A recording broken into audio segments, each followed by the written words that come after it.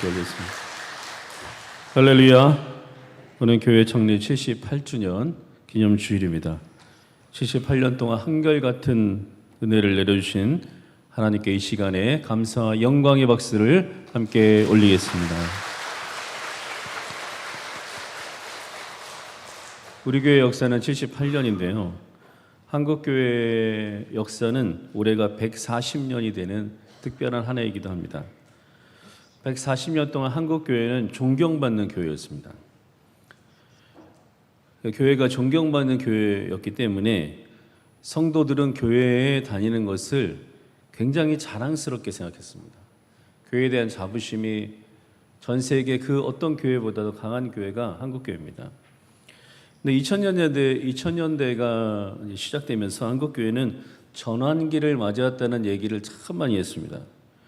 이 전환기를 맞이해서 이제 전환기 때 변화를 해야 되는데 어떻게 변화를 할지에 대한 많은 논의가 있었는데도 한국교회는 길을 못 찾았어요. 그때 제일 많이 한 말 기억나십니까, 여러분? 2000년대 들어와서 제일 많이 한 말은 뭐냐면 초대교회로 돌아가자라는 말이에요.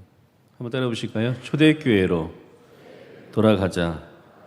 근데 이 말을 많이 하긴 했는데 초대교회로 돌아가는 것이 어떤 건지에 대한 의견이 다 달랐어요. 그래서 한국교회는 방향을 온전히 찾지 못했습니다. 그런 와중에 한국교회는 코로나라는 악재를 만납니다. 근데 제가 지금 되돌아보면요, 이런 생각이 저는 들어요. 어쩌면 코로나19가 한국교회가 한국사회에서 다시 존경받을 수 있는, 존경받는 교회를 회복할 수 있는 정말 하나님이 주신 찬스인데 그걸 놓쳤구나라는 생각을 많이 합니다. 코로나19가 확산될 때요, 교인들이 이런 얘기를 많이 했어요. 창피해서 교회 못 다니겠다는 거예요. 왜 그러냐면 그 이유는 사실 이런 거예요. 언론에서 코로나19 방역에 협력하지 않는 사람이나 단체를 얼마나 찾아다니는지 몰라요. 그렇죠? 왜냐면 뉴스를 해야 되니까. 그런데 이제 교회가 많다 보니까, 또 교회는 하나의 단체가 아니잖아요. 수백 수천 개로 나눠져 있기 때문에 일부 교회들이 방역에 협력하지 않는 교회들이 있었어요. 그래서 이제 교회가 한두 개 교회가 그랬는데 교회 전체가 비판받는 그런 세상이 된 거죠. 그래서 제가 그 얘기를 들을 때마다 저는 그런 생각을 했습니다. 앞으로 교회 전도하기 정말 어려운 시대가 오겠구나. 이제 코로나 끝난 다음에 한국교회는 큰 위기를 맞이하게 될 수도 있겠구나, 그런 생각을 제가 했습니다. 생각해 보세요, 여러분. 교인들이 교회를 다니는 것이 창피하다고 생각하는데 무슨 전도를 하겠어요? 그렇지 않겠습니까? 교회 무슨 복음을 전달하고 하나님의 나라를 확장하고 무슨 나누고 베푸는 뭘 할 수 있겠어요? 창피하게 생각하는데. 그때 교인들이 저에게 했던 말들이 기억납니다. 동네 사람들이 교회를 그렇게 비판을 한다는 거예요. 제일 많이 하는 얘기가 뭐였냐면 왜 교회는 그렇게 이기적이냐 하는 거죠. 기억나십니까, 여러분? 왜 자기들밖에 모르느냐? 한국 사회가 코로나19로 이렇게 고통받고 있는데 왜 교회는 협력하지 않느냐? 이런 비판을 당시에 많이 했다는 겁니다. 다 그런 건 아니에요. 대부분의 교회들은 참 열심히 협력했는데 일부 교회가 그랬는데 언론에서 계속 그런 교회들만 문제를 삼으니까 그것만 찾아가지고 막 방송을 하니까 교회를 사람들이 많이 비판을 당시 했습니다. 제가 그때 보면서 이거 교회가 완전히 동네북이구나. 동네북. 동네북이었어요. 이 상황이 지금까지 이어져 온 거예요. 지금 교회는 전도하기가 굉장히 어려운 그런 시대를, 한국교회 140 역사상 처음으로 우리는 그런 시대를 지금 맞이했습니다. 특히 코로나19 기간에 많은 교회들이요, 20대, 30대, 40대 젊은 교인들이 절반 이상의 교회들이 이 세대가 싹 나갔어요. 그래서 지금 한국교회 절반 이상의 교회들이 이 세대가 거의 없어진 교회들이 많습니다. 그 여파로 지금 어떤 결과가 나타나면 교회 학교들이 문을 닫거나 교회 학교가 엄청나게 줄거나 선생님이 없어서 교회 학교를 못하는 그런 교회들이 지금 많이 있습니다. 한국교회가 세상 사람들로부터 욕먹고 비판받고 있을 때 저하고 우리 장로님들은 저희들 반대로 이런 생각을 했어요. 우리가 어떻게 하면 하나님을 기쁘시게 하는 교회가 될까? 이 상황에서. 그리고 저희가 제일 생각했던 것은 교회다운 교회의 모습을 우리가 어떻게 세상에 보여줄 것인가에 대한 깊은 고민을 우리 장로님들과 많이 했습니다. 그래서 우리 교회가 코로나 교회 기간 동안에 그런 고민 가운데 했던 일들이 있어요. 여러분 기억나십니까? 제가 몇 가지만 말씀드리면 코로나19 초창기에 어디가 제일 확산되냐 하면 대구하고 경북이었잖아요. 그때 저희 교회는 대구와 경북이 코로나 때문에 교회들이 굉장히 어려움을 겪고 있다는 소식을 듣고 대구 노회와 경북 노회에 저희가 코로나 지원비로 각각 1,000만 원씩 지원비를 보냈던 그런 일이 있습니다. 두 번째는 시장 상인들이 굉장히 어렵다는 얘기를 그때 많이 들었잖아요. 그래서 우리가 그 얘기를 듣고 교회 앞에 저희 모래내 시장이 있잖아요. 여러분 기억나십니까? 모래내 시장을 돕기 위해서 모래내 시장 상인연합회와 저희가 여러 번 회의를 해가지고 모래내 시장데이라는 걸 했어요. 기억나십니까? 연두새 가방 들고 우리 시장 다녔던 그런 기억나시죠? 그래서 모래내 시장에 가서 우리가 예배 끝나면 나가서 물건 팔아주고 했던 그런 일을 했었죠. 또 마스크를 구입해가지고 모래내 시장 상인들에게 계속해서 저희가 마스크를 이렇게 지원했던 그런 일이 있었습니다. 세 번째는 노예 안에 삼각교회들이 있어요. 상가 임대한 교회들이 코로나 때 굉장히 큰 어려움에 존폐 위기에 있었습니다. 그래서 우리 교회가 노예 안에 있는 그 삼각교회들을 계속해서 임대료를 저희가 지원했던 그런 일이 있었습니다. 또 네 번째는 교회 안에 코로나로 인하여 많은 어려움을 겪는 가게를 운영하는 교인들이나 그런 어려운 교인들이 많이 생겨서 우리 성도들을 지원하는 일을 저희가 계속했던 그런 일들이 있습니다. 또 해외 선교사님들이 코로나 때문에 아주 직격탄을 맞아가지고 선교비가 다 끊겨가지고 선교사님들이 오도 가도 못하는 그런 상황이 있었어요. 그래서 저희 교회가 우리 선교사님들이 위기를 극복할 수 있도록 긴급 지원비를 계속 보냈던 일들이 있습니다. 전 지금 생각해 보면 저는 이런 생각을 합니다. 그때 더 할 수 있었는데 왜 안 했을까? 너무 후회스럽습니다. 이것보다 훨씬 더 많이 할 수 있었는데 왜 결단을 못 해가지고 왜 못했을까? 지금 생각해보면요 너무 후회스러워요. 더 많은 선한 일을 통해서 하나님을 기쁘시게 하고 또 하나님께 영광 돌릴 수 있었는데 왜 못했을까? 그때 왜 상황 파악을 제대로 못했을까? 지금 생각해보면 너무너무 후회스럽습니다. 저희 교회가 코로나19 상황에서 이게 선한 일을 하려고 굉장히 애썼던 이유는 오늘 예수님께서 말씀하신 마태복음 5장 16절의 말씀 때문에 그렇습니다. 우리 한번 읽어볼까요? 마태복음 5장 16절입니다. 자, 시작. 이같이 너희 빛이 사람 앞에 비치게 하여 그들로 너희 착한 행실을 보고 하늘에 계신 너희 아버지께 영광을 돌리게 하라. 아멘. 아멘. 저는 앞으로 우리 교회를 비롯한 한국 교회가 이 사회에서 다시 존경받는 교회로 거듭나기 위해서는 오늘 예수님께서 말씀하신 마태복음 5장 16절의 말씀을 다시 붙잡고 실천하는 그 길밖에 없다고 저는 생각합니다. 예수님께서 오늘 성경 말씀에 존경받는 교회가 되려면, 이 세상에서 사랑받는 교회가 되려면 빛과 소금이 되라고 하셨어요. 소금이 되라고 한 것은, 소금이 하는 일이 뭡니까? 소금이 뭐 하는 거죠? 맛을 내는 거잖아요. 그래서 교회가 착한 행실로, 선한 일로 이 세상을 살맛나는 그런 세상으로 만들려고 하신 것이고요. 빛이라고 하는 것은 어둠이 가득한 이 세상에서 선한 일을 통해서 교회가 착한 행실로 세상에 빛을 밝히는 그런 일을 하라고 말씀하셨습니다. 빛과 소금이 되라고 하시면서 예수님께서 그 방법을 알려주신 말씀이 오늘 성경 말씀이에요. 다시 한번 읽어볼까요? 마태복음 5장 16절 말씀이 방법입니다. 자, 우리 다시 한번 읽어보겠습니다. 시작.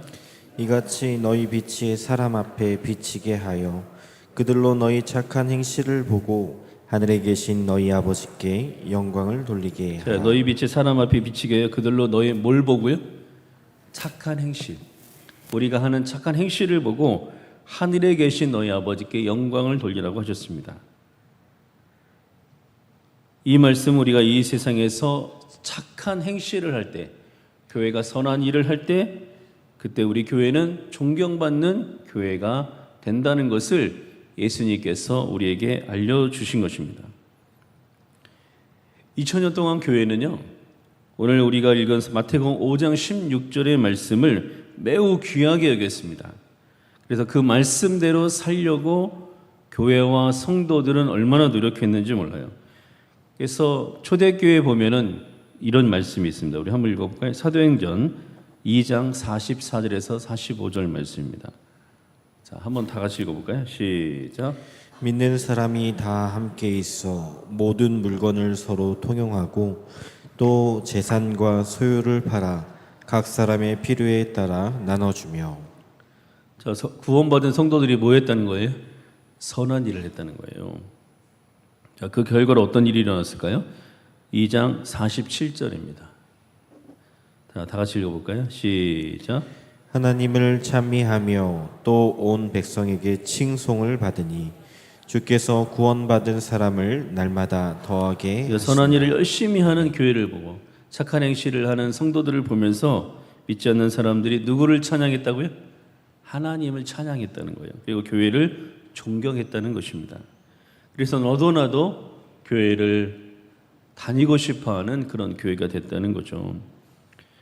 유럽에서도 코로나보다 더 무서운 흑사병이 창궐했던 그런 시대 이야기 여러분 잘 아시잖아요. 그때 모든 도시의 사람들이 흑사병에 걸리면 다 죽는 시대였기 때문에 자기 가족들도 다 도망갔다 그래요. 다 도망갔습니다. 그래서 흑사병에 걸린 사람들은 다 아무도 돌보는 사람 없이 다 그냥 매일매일 굶어 죽거나 아파서 죽거나 하는 그런 상황인데, 그 도시에서 유일하게 도망가지 않는 사람들이 있었어요. 누구였을까요? 그리스도인들이었습니다. 교회였어요. 그래서 그들은 끝까지 남아서 그들을 돌보고 그렇게 했던 거죠. 그 이유는 뭐냐면 오늘 마태복음 5장 16절 때문에 그렇습니다. 착한 행실을 통해서 하나님께 영광 돌리라는, 다른 사람이 하나님께 영광 돌리는 일이 있게 하라는 주님의 말씀을 실천하기 위해서 그들은 그 흑사병의 위험 속에서도 그 도시를 떠나지 않고 그 죽음을 각오하고 그들을 돌보는 일을 했던 거죠. 여러분, 코로나가 창궐할 때 중국의 우한이라는 도시 여러분 기억하실 거예요.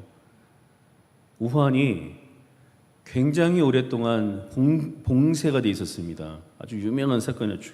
전 세계적으로. 그때 우한은 정말 살벌했다 그래요. 이 생존의 문제잖아요. 이제 봉쇄가 돼가서 꼼짝도 못하고 집 밖에 못 나오게 했어요. 그때 당시에는 중국에서 중국 사람들이 약간 이기적인 면들이 있잖아요.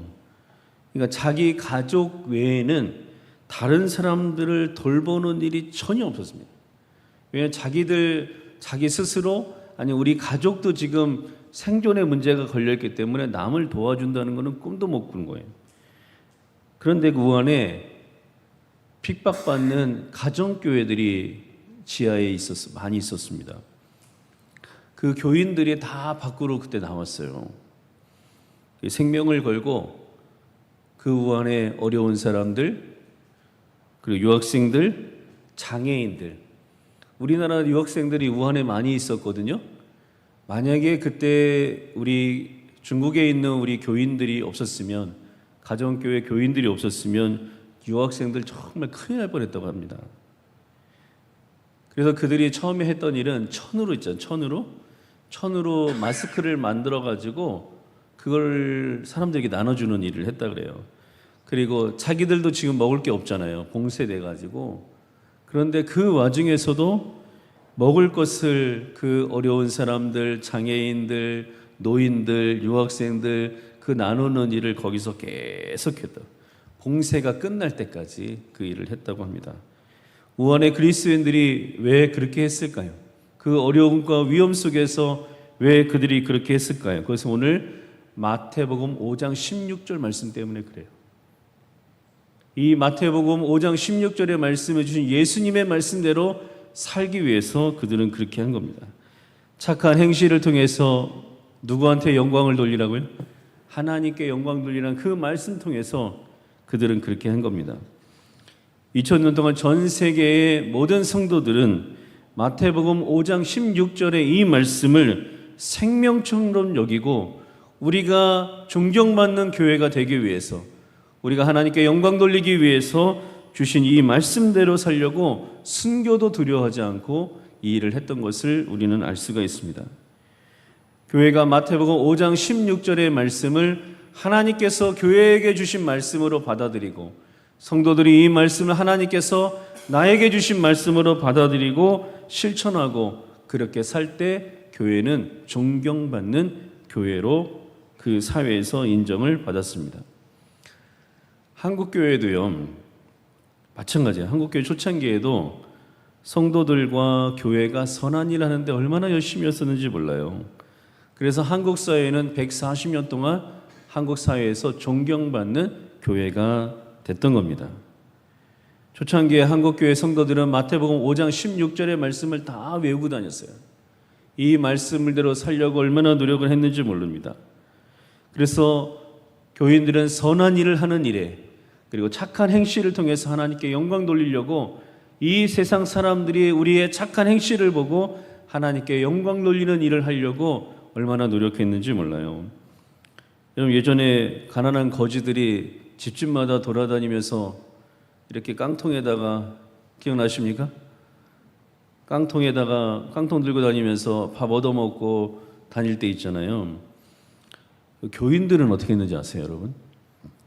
교인들은 그런 거지들 오잖아요. 그럼 한국교회 교인들은 집으로 들여오게 하는 교인도 있었지만 보통은 마당에 돗자리 깔고 상을 거기다 펴줬어요. 거지들이 오면. 그리고 따뜻한 밥을 해가지고 뭐 반찬은 갑자기니까 뭐 있던 거 주면서, 그리고 국이며 이렇게 해서 그 거지들을 먹였습니다. 그리고 갈 때 돈이며 옷이며 쌀이며 이렇게 줘서 보냈어요. 저도 어렸을 때 저희 부모님이 거지들 오면 그렇게 하시던 모습을 많이 봤습니다. 그때는 교회가 한국 사회에서 그래서 존경받는 교회가 된 거예요. 지금도 마태복음 5장 16절의 말씀을 생명처럼 여기고 실천해서 사랑받고 존경받는 그런 성도들이 한국 교회에 많이 있습니다. 어느 교회, 서울의 어느 교회 권사님이 횟집을 하는데요. 오늘날 하나님께서 자신에게 마태복음 5장 16절의 말씀을 주셨다고 받아들인 거예요. 오늘도 여러분들 중에서 마태복음 5장 16절을 하나님께서 나에게 주신 말씀으로 받는 성도들이 분명히 있을 겁니다. 그 권사님이 그날 마태복음 5장 16절의 말씀을 나에게 주신 하나님의 말씀으로, 레마의 말씀으로 받아들입니다.